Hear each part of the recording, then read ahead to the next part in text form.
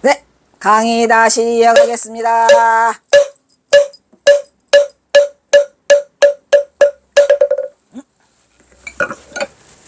마지막! 아이, 좋다. 빨리 하고 집에 가야 힘들었어. 경어 오도가의 긴 울림. 경어의 오도가는 580자. 대단해요. 경어의 보임, 오후 보임이죠. 당연히 오후 보임이겠죠. 깨달았지도 않았는데 뭔 너무 보임을 해. 이 보임을 다른 말로는 뭐라 그래요? 공들인다라고 했죠. 그래서 공자가 중요하더라 안 중요하더라? 공자 부작이 중요해. 이거 그래서 이 공자를 아주 중요하게 생각을 해야 돼요.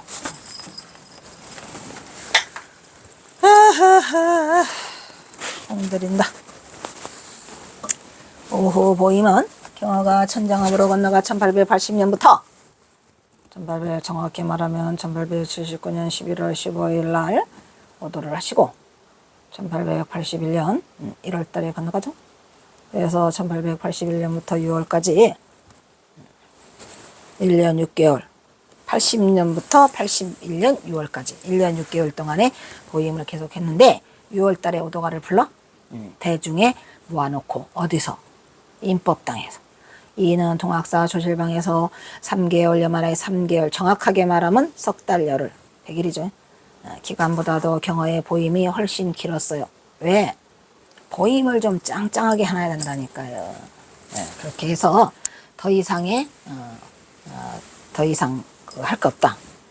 그래서 한 뒤에 경어선사가 털고 그 오도가를 공포하면서 그 법을 이어요. 여기에 대한 이유로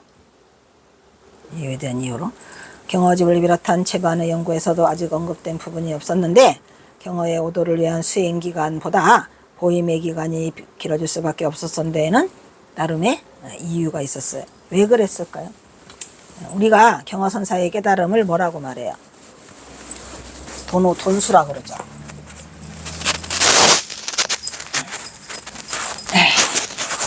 에이.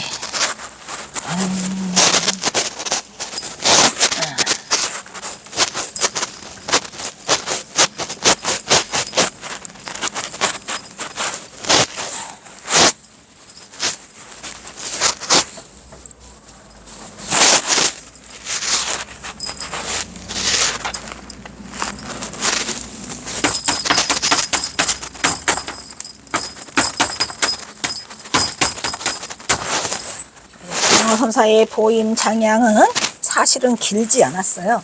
어디서 했어요? 천장암에 사잖아요. 천장암에 사는데 보임 장량의 기간이 1880년 1월에 건너가세요. 그래가지고 1880년 가을. 그러니까 뭐 한 9월 정도 되겠지. 뭐 9월. 요때 거기.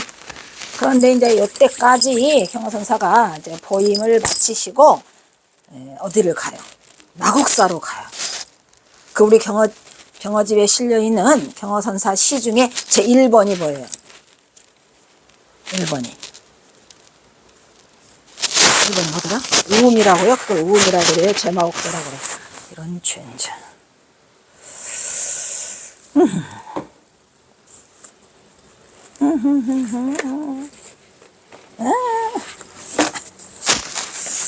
이게 제가 경어선사 선시 처음으로 박사학위 따고 기념으로 경어집에 있는 경어선시 265수만 시만 다 썼어요. 시만을 써서 영국문이라는 제목으로 이거를 비매품으로 2,000권을 박아서 2,500권을 박았다. 2,500권을 박아서 전국 그 선방하고 스님들한테 다 이거를 보시했죠. 영국문 멋있어? 에이. 제목 첫 번째가 우연일풀인 것 같은데. 에이?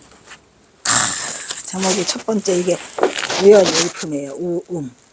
이게 경화선사 첫 시야, 첫 시. 근데 이게 이제 언제냐면은 1880년 1월 달에 출발해서 아마 2월 달쯤에 도착할 거예요, 천장에. 그래서 1880년 9월 달에 이제 누구를 찾아가요? 허주 덕진을 찾아가죠. 왜? 뭐를 구하려고? 이런 젠장.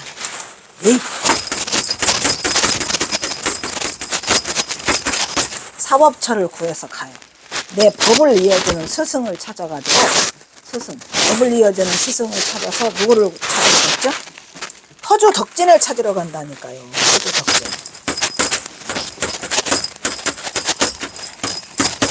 허주 덕진을 찾으러 어디로? 나곡사로 갔잖아, 나곡사. 나곡사로 갔는데 허주 덕진은 복조가리가 더럽게 없어? 아이고 어떻게 하나. 경허선사가 찾으러 갔는데 허주 덕진을 만나요? 못 만나요? 못 만나잖아요. 몇 번 갔어? 3번 갔어. 4번 갔나 보다. 4번 갔는데 못 만나서 5번째에 누구에게? 해월에게 기허주장자에게 라는 시와 그 다음에 주장자 그리고 집번거지를 보냈는데 탈락. 보이콧 당하죠. 그래서 우리 경허선사의 그 법맥은 슬프게도 용암해원으로 이어지고 말았어요. 경허선사 혼자 정한 거죠. 왜냐면 용암해원은 그때 살아있는 분이 아니에요. 그래가지고 경허선사가 9월 달에 갔는데 이미 경허사는 보임을 다 끝냈죠. 천장암에서. 천장암에 있을 때 보임 이야기는 많이 아시죠?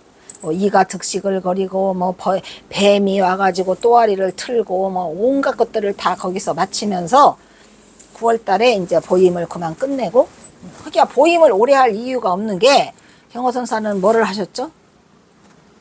확철대오를 하셔가지고, 어떤 확철도요? 도노돈수의 확철대오죠. 사실은 도노돈수들은 더 이상 깨칠 게 없어? 도노돈수는 즉 뭐를 말해요? 도노돈수가 지금 확철대오야. 더 이상 깨칠 게 없어요. 그런데도 경허선사가 보임 장양을 하기 위해서 몇 개월간, 8개월 정도에 8개월 조금 못 되죠. 보임 장양을 하시고 1880년 9월 달에 마곡사를 찾아가요. 근데 못 만나. 그런데도 경허선사가 그거를 시간을 벌은 이유는 그 겨울을 넘기고 1881년 봄에 다시 이제 마지막으로 이제 기허주장자라는 시를 보내잖아요. 근데 뿌이크트를 맞아. 그런 다음에 경허선사가 뭐라고 그래요?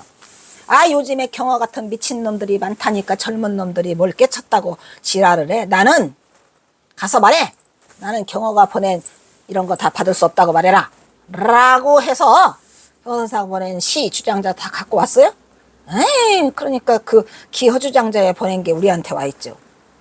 그래서 경허선사가 뭐라 그래요? 허주가 어지간한 줄 알았더니 허당 맹꽁문이라구나. 뭐냐, 아주 쌤통이죠 그냥. 그래서 이제 경허선사가 오도가를 읊으면서 1881년 6월이죠. 6월 연암산 아랫기에 그죠? 일 없는 경허가 태평가를 부른다는 게 그게 오도가예요. 그래가지고 오랫동안 이 기간을 두는 이유는 허주장자를 못 만나요. 이거를 자기 법을 이어줄 사법처를 못 만나가지고 시간이 많이 지체되죠. 거의 얼마야? 1년은 조금 못 됐지만 어쨌든 9개월 동안 9개월인가 보다. 그지?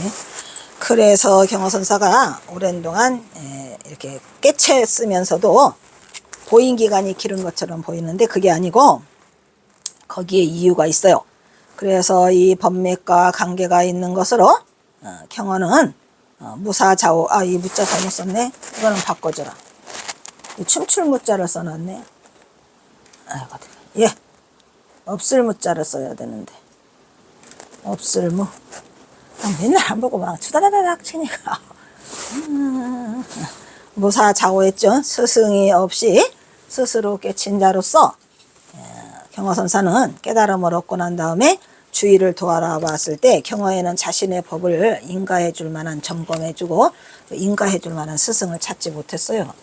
그래도 경어선사가 뭐라 그래요? 내가 모양은 살리고 싶으니까 그냥 허주덕진으로 이자 해갖고 이제 그거를 보내죠. 그래서 경어는 오도가도 쓰지 않았어요. 바로 오도가도 안 썼죠. 그래서 전법계도 없었어요. 그래서 경어는 자신의 계침을 주변에 쉽게 알리지 못했고 그 깨달음의 경지를 현실로 받아들이는 데에는 경어 자신마저도 그 깨침의 경지에 대해서 실감이 나지 않았을 뿐만 아니라 우선 당장 깨침의 자리를 박차고 나서야 해야 할 일이 없어졌어. 그래서 경어는 그의 겨울 내내 동학사에서 방바닥에 드러나가지고 이거에 대해서 어떻게 할까를 궁리를 하고 계시는 거죠. 어떻게 해야 되나. 겨우 생각해낸 게 일단은 보임을 하고 내가 확실해지면은 스승을 구하자 해서 찾아간 게 이제 허주덕진이죠.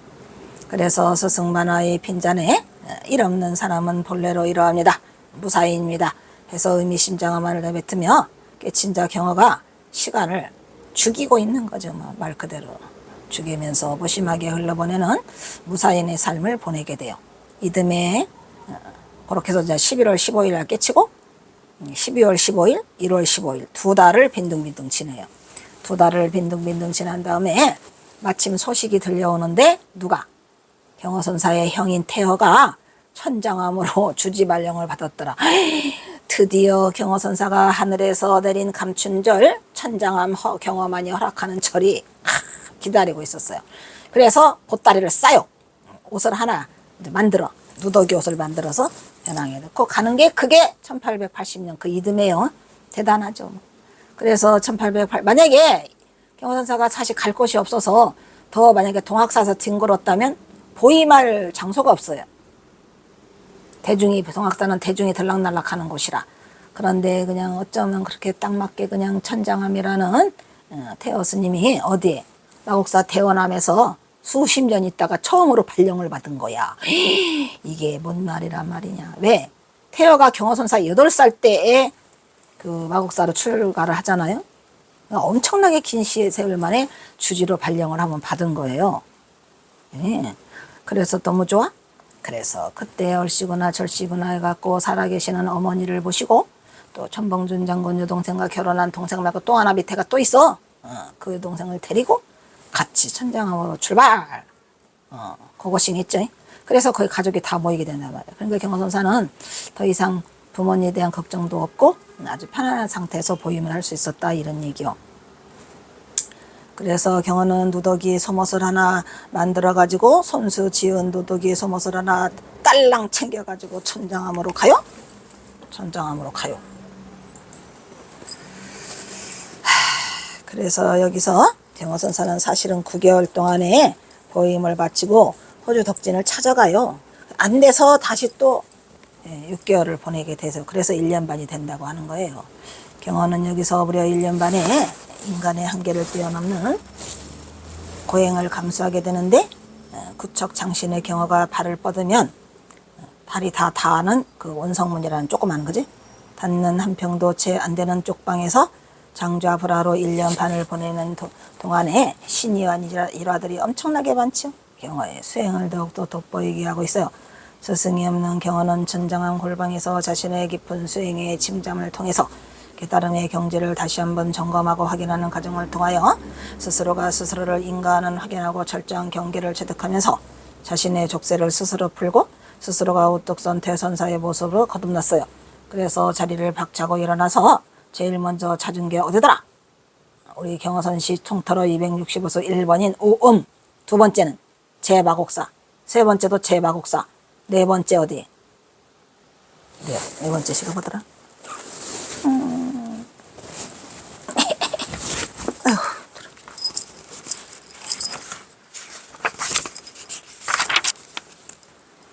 그 네 번째도 마곡사네. 그 마곡사에서 시를 연탁 3수를 쉬어요. 그리고 5번째가 기어주장자야. 그러니까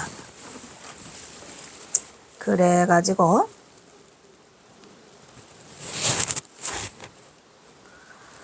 참으로 길고 오랜 기다림 끝에 사자 후의 음성은 연산을 흔들고 잠에서 깨어나요. 드디어 1881년 늦은 봄날 어느 날 이가 들끓던 누더기를 벗어 던지고 대중 앞에서 장문에 슬프고도 긴 오도가를 읊어요. 왜? 허주 덕진이 틀렸지 뭘.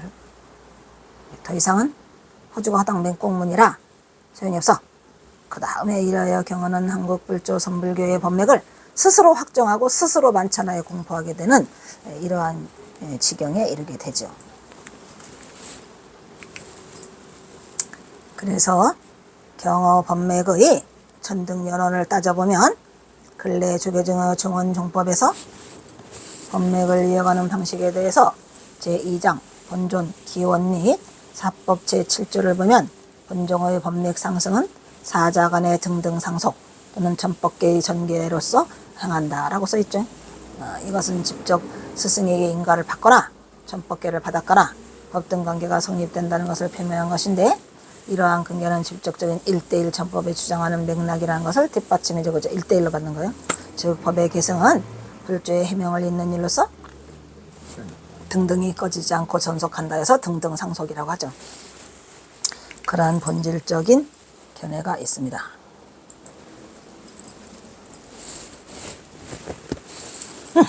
그러나 아이러니하게도 지금 논의의 쟁점이 되고 있는 것으로 경어선사의 청어하 13세손, 11세손, 환성하 7세손 법맥의 주장은 직접적인 인가가 될 수 없으나 1대1 면전 수수를 말하고 있지만은 않네요. 왜냐하면 직접 만나지 못했어도 경어선사가 법맥을 그냥 저기 용암해언으로 읽고 있잖아요. 용암해언은 경어선사가 법맥을 읽을 때 그 생존 인물이 아니에요. 그리고 경어의 법맥과는 굳이 시대의 연속을 주장하지도 않고 있어요. 이러한 점은 청어의 법맥관도 상통하게 되는 부분으로, 왜냐하면 경어는 자신의 법맥을 시기를 뛰어넘어서 용암해언에게서 되고 있기 때문이다. 스승 없이 부사자호에서 깨친 경어선사의 입장에서는 인가의 사법처를 구하려고 했지만 누가? 허주 덕진이 거절하는 바람에 잊지 못했어요. 그래서 이러한 연유는 이미 논자가 학술지에서 논문으로 발표한 바가 있더라. 예, 허주 덕진과 경어선사는 그때 한 30년 차이가 났던 것 같아. 경어선사가 31세, 예, 32세에 이걸 이으려고 했고, 허주 덕진은 그때가 한 70세가 됐으니까 한 40년 차이인데도 살아있는 그 사람으로 법맥을 잊지 못해요. 예, 그렇다고 경어선사가 아무나 이을 수는 없잖아요. 그래도 그때 당시로 허주가 몇 개 유명했어요. 뭐 생불이다 막 이런 얘기도 들을 정도로 깐깐했었는데, 안타깝게도 허주 덕진은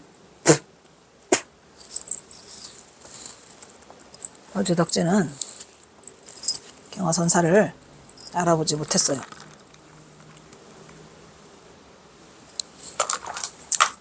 있는 대로 물이란 물은 다 먹네.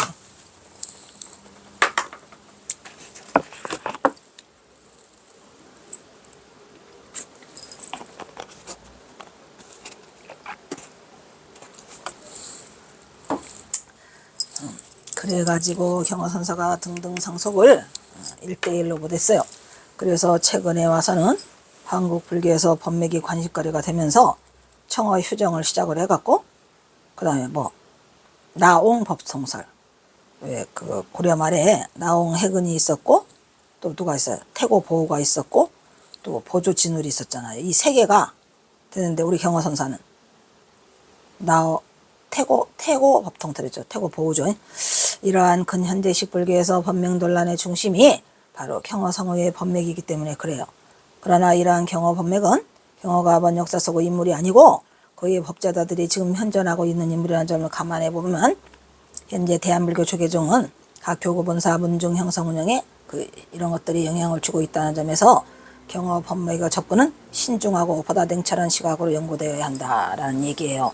중요하죠?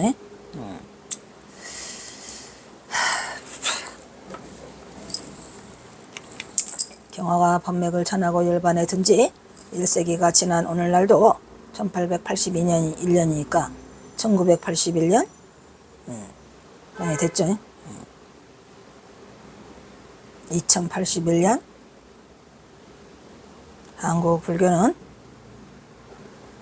경어의 존재감 속에서 가나선을 종지로 한국 불교의 전통을 수호하고 있다고 볼 수 있습니다. 경허성우는 근현대 선불교의 중흥주로서 추앙되고 있고 그는 이미 세미해진 한국 선불교를 재건하였을 뿐만 아니라 많은 제자들을 길러냈다는 점에서 그의 경허선사의 그 위상을 우리는 인정해야 합니다. 현재 조계종의 법선들이 전부 다 가까이 이르는 경허에서 정점을 이루고 있죠. 경허선사의 법선이 아닌 사람이 한 명도 없어요? 단 한 명도 없어요. 그 밑에는 치문 있죠. 경허사 제자예요. 해월, 수월, 만공, 또 뭐 하남을 뭐 껴달라고 하니까 하남 등을 포함하여 수행한 이들이 많이 있어요. 선종에서 법계를 정할 때 깨달음을 최상의 기준으로 삼으며 법계의 상속이 인정된다고 볼 수 있습니다. 그런데 경허의 법맥은 청허하, 청허휴정하 11세손, 환송지안의 7세손을 비롯하여 그거를 청허하 12세손, 환송지안 8세손, 청허하 13세손, 환송지안의 9세손 이렇게 되고 있어요. 그 이유는 뭐예요? 청허하 11세손, 환송하 7세손은 그 용암해연의 밑으로 그거 뭐지? 영월복률과 만화보선을 둘 다 뺀 거. 그런데 이제 12세손, 8세손에 가서는 만화보선은 넣어주고 영월복률만 빼. 왜? 만화보선은 경허선사하고 관계가 있잖아요. 그 다음에 청허휴정의 13세손, 9세손은 영월복률과 만화보선을 다 넣어. 그러니까 그거예요. 다 빼고 하나만 넣고 둘 다 넣고 이렇게 돼서 이렇게 세 가지 종류가 난리를 치고 있어요. 판을 치고 있어요. 그냥 누구는 어떻고 나는 어떻더라 너는 어떻더라 자기 주장들 끝. 그렇지만 아까 우리 지금 이거 온 것 중에서 경허선사의 법맥은 청허휴정하 13세손, 한성지안의 9세손 땅땅땅 더 이상 바꾸지 마세요. 경허선사가 다 써놨잖아요. 글로.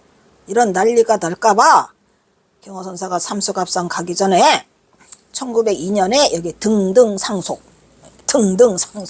이렇게 해가지고 딱 여기다가 청허휴정 밑으로 넣어서 가지고 청허휴정의 13세손, 환성지안의 9세손 바꾸지 마세요.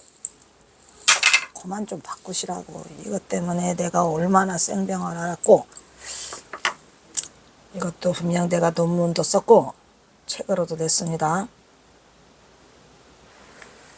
힘들어요.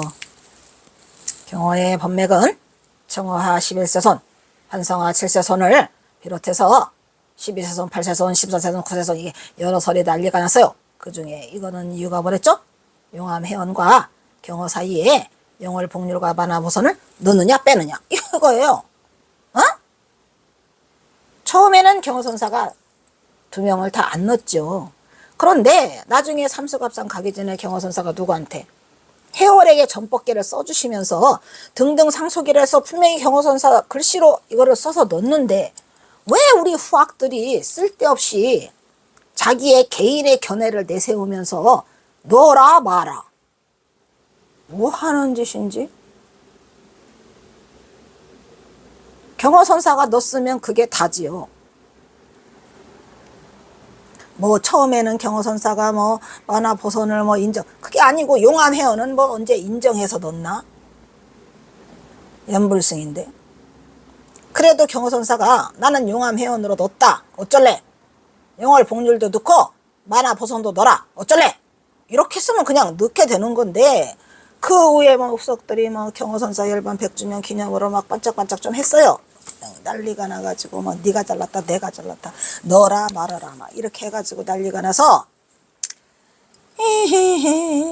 그래서 먼저 하남의 자술인 선사 경허화상 행장에서도 용암해연의 경허성우의 법계말을 얘기하고 용암해연과 경허성우의 사이에 영월복률과 만화도선을 안 넣어. 근데 다른 쪽에서도 넣죠. 그건 한편에 넣은 게 아니라 경허선사가 그냥 자필로 쓰셨어요. 그래서 여기서 논쟁이 되고 있는데 그러나 당연히 이 둘의 견해가 다 옳지 않아요. 넣고 빼고가 아니라 가장 중요한 건 뭐예요? 전법계? 아니 등등상속. 그죠? 그래서 등등상속에서 모든 것을 결정하고 있어요.